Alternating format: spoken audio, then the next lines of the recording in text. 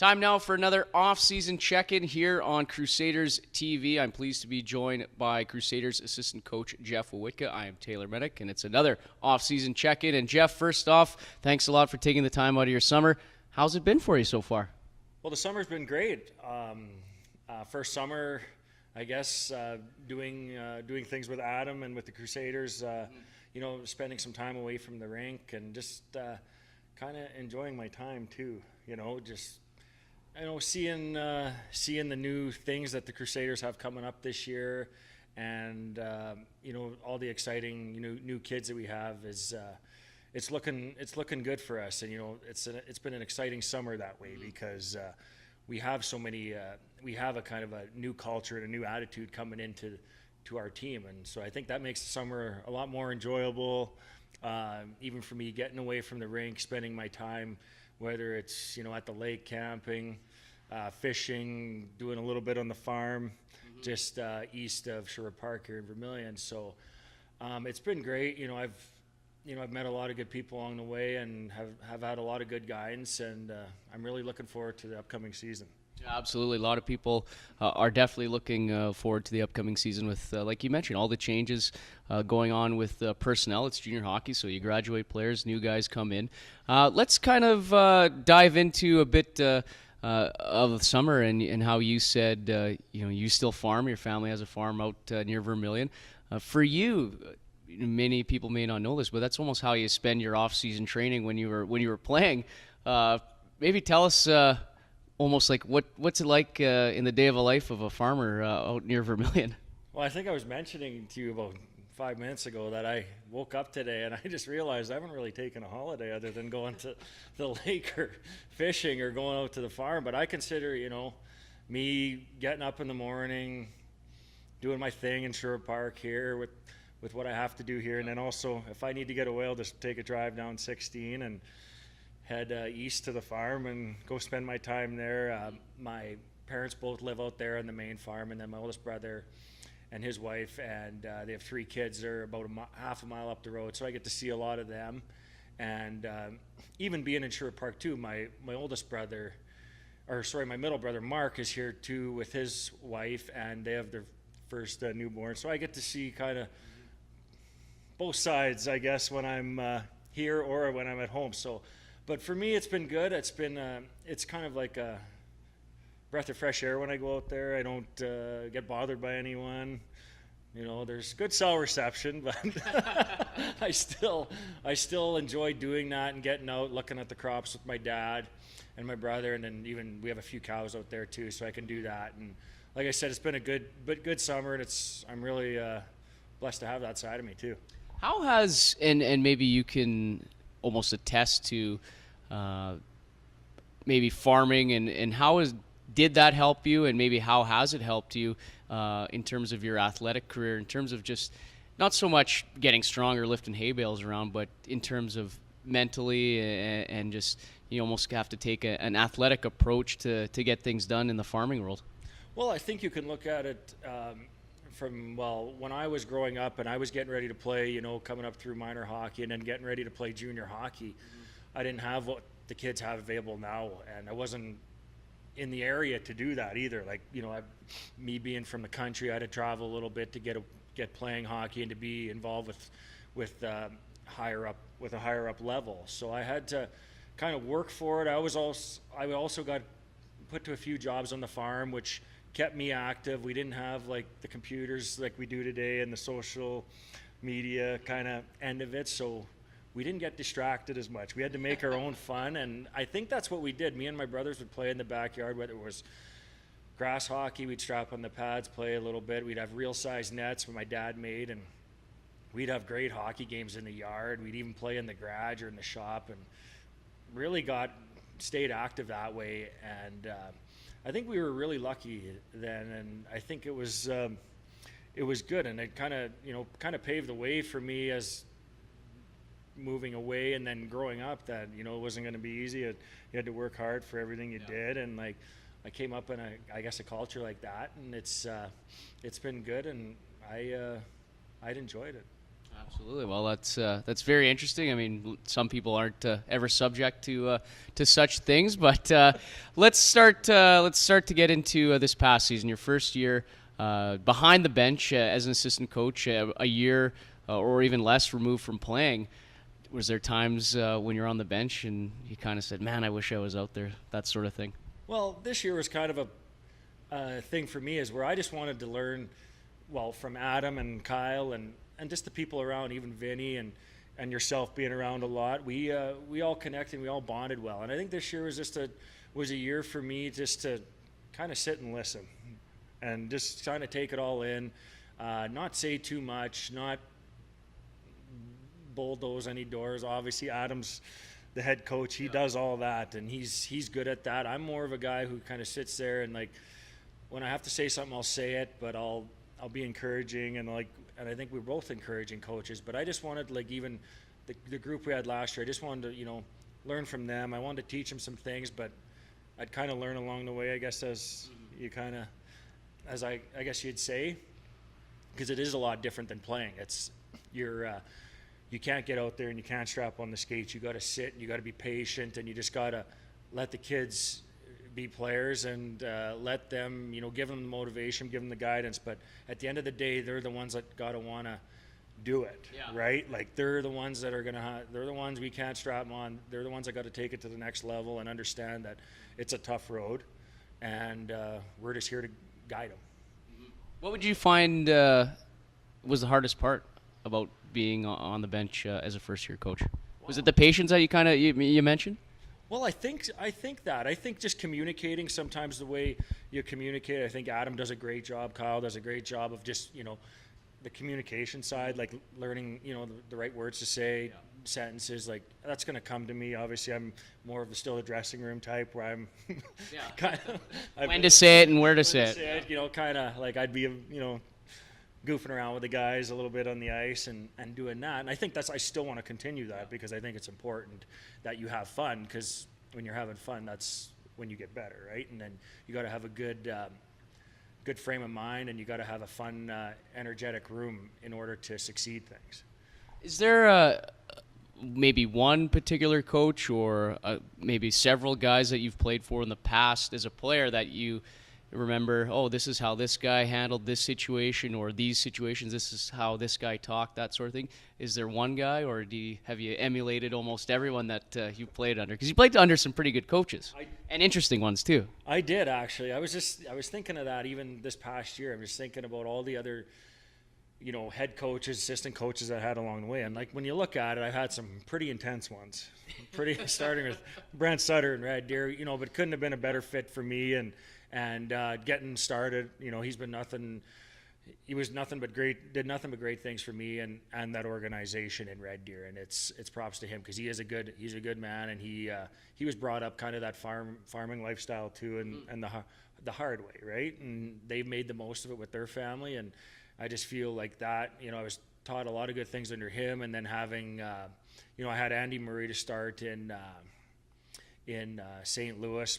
Played a few years under him there, and then went to Dallas. I had Mark Crawford, and then ended up in New York with Tortorella. So I had and I think out of those, I think the teaching one was more like Andy Murray was a good teacher. Yeah. He was a good teacher. He really got his point across that way. Whereas the other guys, they were on emotion, and they were fair, though. I think I can honestly say about every one of them, they were fair coaches, and I think that's what you got to be. And you got to be honest. You got to be a coach you can trust. Overall, looking back at 2016-17 for this Crusader team, what do you take away from it? Well, I think you just take away, for me personally, I think it was a good learning thing. There was a lot of ups and downs. Yeah. There was a lot of hurdles we had to overcome, and we're hoping, and it wasn't anything against the last team we coached. They were all great kids. They all meant well. They all wanted to do the right things, right? And it's something when you're coming out. Everybody when you're 16 to 20 years old, you're still a kid, and you want to have fun. Mm-hmm. And that's what we want to do here. We want to have fun, but you got to have it in control, and you got to knowing when's the right time to have fun and know when's the right time to work. So I just think for me, I just want to keep getting better and keep learning new things from Adam, and I think we work well together in this situation, and I'm really looking forward to a season of a young team, to see them grow and see them develop, and I think that's going to be exciting for Crusaders fans for a long time to come. Yeah, absolutely. There's going to be lots of spots on the line and some good competition on the back end specifically for you. Not going to really talk about names because we haven't made the team yet, but what excites you the most about getting the chance to work with some new faces? Guys graduated and moved on, and we got some spots to fill. Yeah, we got some spots, but that also with spots comes opportunity for a lot of kids. And this is a year, I think, the kids coming in and the kids we're going to recruit this year, they're going to be playing a ton. So it's theirs to lose, but it's also theirs to win. So it's an exciting time for us to see that, and there's going to be some pains throughout the year, no doubt about it. But that's what comes with a team that's young and inexperienced. But I think our character is going to be right up there at the top of the league, and I don't think it's going to take long for our team. Come Christmas time, we're going to be a team that's going to be, from the start of the year till then, it's going to be wow. Yeah. So I'm excited for that, but I'm also excited just to see them at training camp and get to meet them, and well, I've already met them, but just to see how their summer went and see how much guys have gotten bigger, stronger, and the new guys that are coming in, just to see how they react. Yeah, it's going to be real exciting. Let's kind of move on. Let's have a little fun here. Now that you got to every building in the AJHL in the league, what was your favorite road trip of last year, or maybe which one are you looking forward to the most coming up in 2017-18? I don't know. Adam was all excited about Grand Prairie, but well, it's a nice rink. Yeah, I can honestly say he didn't let me down there. We had fun out there, actually. It was fun because, it's always fun to go to places that,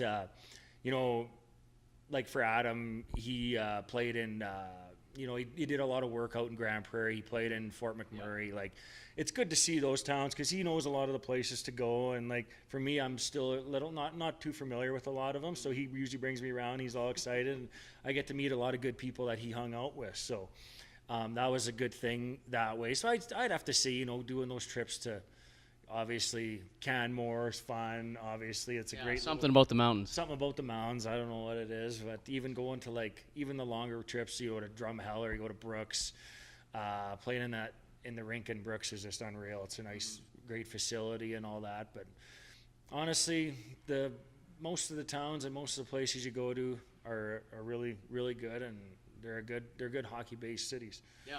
Absolutely. Yeah. Let's talk a little about your playing career. Several years in North America between the NHL and the American League, and then over in Europe as well. Combining both adventures, I guess. Did you come away with a favorite place to play? I guess favorite team, not so much venue or city, but your favorite team that you're on, I guess. Well, I'd have to say I had as far as everything goes, I'd have to say Dallas was my favorite place. It was just, the downtown was phenomenal. The rink was phenomenal. It was great weather pretty much all year round. You got a chance to watch the Cowboys. I got to watch the Super Bowl that year when the Green Bay Packers were playing the Steelers. So, and I got to go to a few ball games out in Arlington there. So, pretty good, I think, and that, and just the restaurants downtown, and just the way they keep up that city, how clean it is, how nice it is, the history there. It's I always travel to the stockyards in Fort Worth, and when my parents would come and visit, obviously my dad and my mom, they love that, being farmers, so they love seeing that.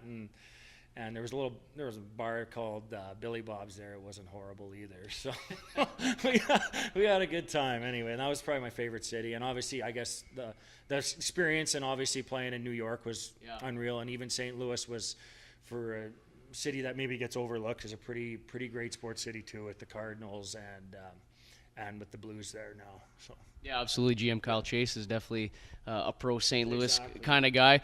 New York with the Rangers. Kelly Chase was on. Yeah, exactly. There you go. That was entertainment right there.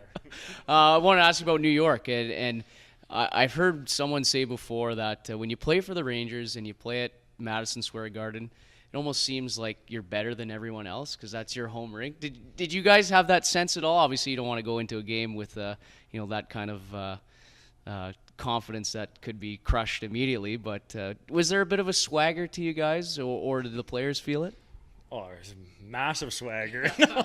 No, we had and honestly, it couldn't, that year and like just the way it worked out was unreal. And like, I guess when you put on skates and I played in Madison Square Garden before, but only on the visiting team. Mm-hmm.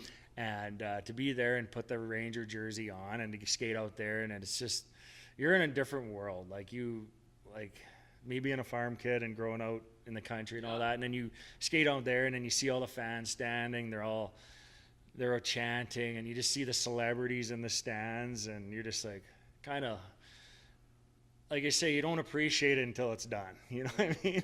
You don't appreciate what you had and what you were doing until the door closes on you, and then you're doing something different. But you sit at home and you reflect on all those good things and all the people that you met along the way. Like just being in New York, we had Mark Messier come on the ice with us and just skate with us all the time. Adam Graves was around. We had Slats as the GM, and Brian Leach. I remember seeing him quite a bit. So obviously, tons of greats and lots of even legends to go through that building, and with the concerts and the boxing matches and all that.